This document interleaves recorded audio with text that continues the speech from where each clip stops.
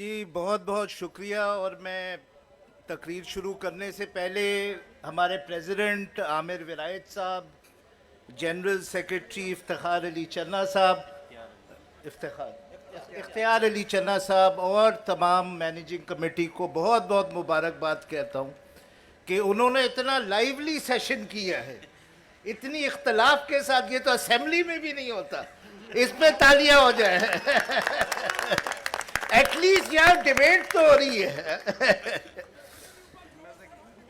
जी जी जी, देखिए हम झगड़ा क्यों कर रहे हैं आपस में? हम झगड़ा इसलिए कर रहे हैं क्योंकि हम ये नहीं समझ रहे हैं कि ये सारा मसला क्रिएट किसने किया है। ये जो मसला चल रहा है कि एक इतनी बड़ी अमेंडमेंट बिल लानी पड़ रही है और नए चीफ जस्टिस साहब का नोटिफिकेशन नहीं इशू हो रहा, ये किसी सियासी लीडर की वजह से नहीं हो रहा। इसमें किसी सियासी लीडर का कसूर नहीं है, इसमें एस्टेब्लिशमेंट का भी कसूर नहीं है, इसमें सिर्फ एक शख्स का कसूर है, वो है चीफ जस्टिस काजी फैजी साहब। किसी सियासी लीडर को मैं ब्लेम नहीं करता। इस पूरी क्राइसिस को क्रिएट किया है क्योंकि काजी फैजी साहब की एक डिमांड है, मुझे नहीं निकालो। ये पूरी अमेंडमेंट का असल में प्रीएम्बल में लिख देना चाहिए, मुझे नहीं निकालो। तो देखिए, ना लड़ें आपस में, कंसंट्रेट करें। अगर ये शख्स में एरोगेंस नहीं होती, इस शख्स में लालच नहीं होती, तो कोई जनरल, कोई इंटेलिजेंस का हेड, कोई सियासी लीडर कुछ नहीं कर सकता, सिर्फ और सिर्फ इसी की वजह से। इसीलिए याद रखें वो शायर का शेर, तू इधर उधर की ना बात कर, ये बता कि काफला क्यों लुटा, मुझे राहजनों से गिला नहीं, तेरी रहबरी का सवाल है। हमने किसी सियासी लीडर को सुप्रीम कोर्ट की कुंजी नहीं दी थी, किसी सियासी लीडर को कॉन्स्टिट्यूशन की प्रोटेक्शन का मुहाफिज नहीं बनाया था, हमने इन चीफ जस्टिस साहब को बनाया था। और एक कुंजी रख के, दरवाजे खोल के, और गाना सुन रहे हैं रफ़ी और आयशा भोसले का, अभी ना जाओ छोड़ के कि दिल अभी भला नहीं। भाई हमारा दिल भर गया है, आप जाएं छोड़ के। बड़े बदकिस्मत शख्स हैं।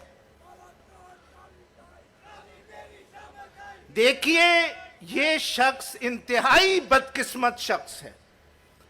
इससे सारा पाकिस्तान मोहब्बत करता था, इससे वकला मोहब्बत करते थे, इसकी इज्जत करते थे। इसने वो सब गवा दिया, सब गवा दिया।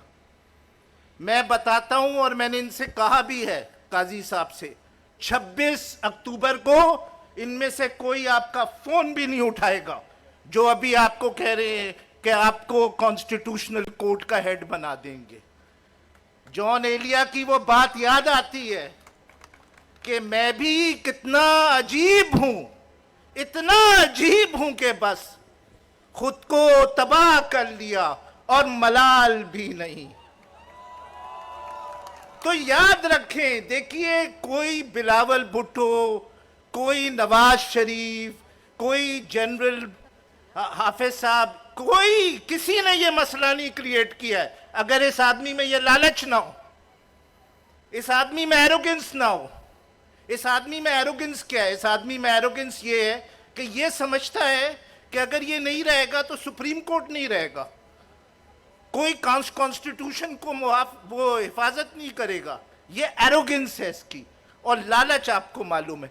तो कॉन्सेंट्रेट करें कि आपस में ना झगड़ा करें।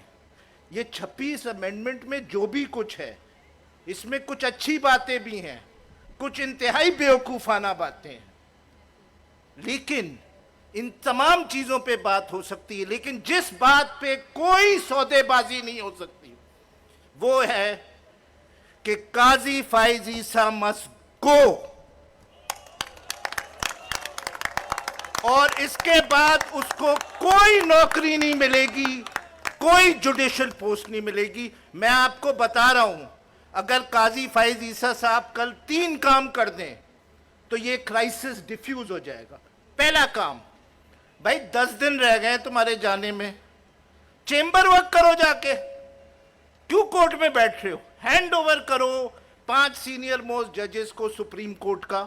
وہ نمبر 2, سو موٹو لیں یا فل کورٹ بلائیں اور حکومت سے کہیں نوٹیفیکیشن ایشو کریں. بھائی تمہیں کوئی کھانا نہیں دے سکتا, کیونکہ جو کھانا دیتے ہیں فیئر ویل کا وہ چیف جسٹس دیتا ہے آنے والا, اس کا اپوائنٹمنٹ نہیں ہوا.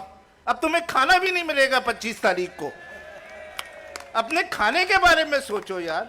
اور تیسری چیز جو ہے وہ جو کرنا چاہیے, دیکھیے بات یہ, ڈونٹ سے بہتر یہ ہے کہ حبیب جالب نے ان کے بارے میں کہا تھا, ان جیسے لوگوں کے بارے میں کہا تھا کہ لوگ ڈرتے ہیں دشمنی سے تیری, ہم تیری دوستی سے ڈرتے ہیں. ان کی محبت میں جو زخم کھائے ہیں ان کے اوپر کانسنٹریٹ کریں, نہ لڑیں. یہ سب ہمارے لیڈر ہیں. تیسری بات کہ یہ جو امینڈمنٹس ہیں اس پہ سپریم کورٹ کو سو موٹو لے کے اور ڈیکلیریٹری ججمنٹ دینی چاہیے کہ بھئی ہر امینڈمنٹس کی کوئی پیرامیٹرز ہوتی, وہ دے دیں. امینڈمنٹ پارلیمنٹ کا حق ہے, اس کو نہیں روکا جا سکتا امینڈمنٹ کرنے کے, بٹ سرٹن پیرامیٹرز. آخر میں کہوں گا, دیکھیے ایک تو کوشش یہ ہے, اور یہ صرف اس چیف جسٹس کی وجہ سے, میں کسی کو بلیم نہیں کرتا سوائے اس کے, کوشش یہ ہے کہ یا تو یہ اب ان کو سپریم کورٹ میں تو نہیں رکھا جائے گا, تو یہ اپنے لیے نوکری بنا رہے ہیں, وہ ہے فیڈرل کانسٹیٹیوشن. اس لیے مجبور ہیں یہ پولیٹیکل لیڈرز کہ یار اس پاگل آدمی کو کہاں نوکری دیں, اس کی نوکری بنائی جا رہی ہے. اب قاضی صاحب کو یہ بھی نظر آ رہا ہے کہ شاید نوکری بھی نہ ملے اور سپریم کورٹ میں بھی نہ رہیں, تو کیا کوشش کر رہے کہ وہی بچوں کی طرح, اگر میں نہیں کھیلوں گا تو کسی کو کھیلنے نہیں دوں گا. تو بھائی منصور علی شاہ صاحب کو ختم کرو. منصور علی شاہ صاحب کو بائی پاس کرنا چاہتے ہیں اور سپریم کورٹ میں جھگڑا کروانا چاہتے ہیں سینیورٹی وائلیٹ کر کے. تو دیکھیے یہ ہے فیڈرل کانسٹیٹیوشنل کورٹ صرف ان کے لیے بن رہا ہے اور کوئی وجہ نہیں ہے, کوئی انٹرسٹڈ نہیں ہوگا. آپ دیکھیے گا 25 کے بعد جب اس عذاب سے چھٹکارا حاصل مل جائے گا. نمبر 2, پھر اگر میرا نہیں ہوگا سپریم کورٹ تو میں تباہ کر دوں گا سپریم کورٹ کو. تو اب سیڈلی کچھ اور ججز بھی بیٹھے ہوئے جو سیاسی لیڈران کو اور اوروں کو کہہ رہے ہیں ہم حاضر ہیں. تو شروع ہوا تھا مجھے کیوں نکالا, پھر آئے قاضی صاحب مجھے نہیں نکالو. اب کچھ اور جج صاحب آ گئے ہیں جو چیف جسٹس بننا چاہتے ہیں یا وہ فیڈرل کانسٹیٹیوشنل کے چیف جسٹس. اب وہ ایک اور نعرہ لگا رہے ہیں کہ مجھے کیوں نہ لاؤ. تو اس چیز پہ کانسنٹریٹ کریں. اس کو بھائی آپ کی ضرورت نہیں ہے, وہ گانا چھوڑ دیں عائشہ بھوسلے کا, وہ گانا تھا انڈین, ٹھیک ہے نا. آپ جائیں پلیز.